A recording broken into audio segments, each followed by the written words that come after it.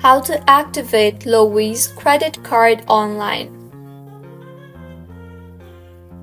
Hello everyone, I am Bishaka and welcome to our channel. I will take you through the step-by-step process on how to activate Lowe's credit card online. Now, let's get right into the tutorial. Firstly, go ahead and open your preferred browser and in the search bar, search for lowe's.com/activate. In the interface that you will be led to, you will see a login portal. So go ahead and firstly enter your user ID and further enter your password.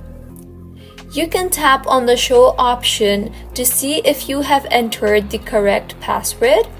Also, if you want the device to remember your user ID, then tap on the Remember User ID checkbox and further tap on the Secure Login option.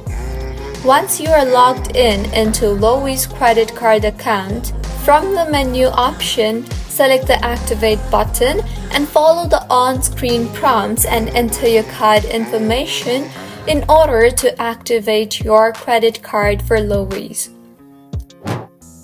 So, this is how you can activate Lowe's credit card online. If you found the video helpful, smash that like button, comment if you have any queries, and be sure to subscribe to our channel Login Giants for similar helpful tutorials. See you on the next one.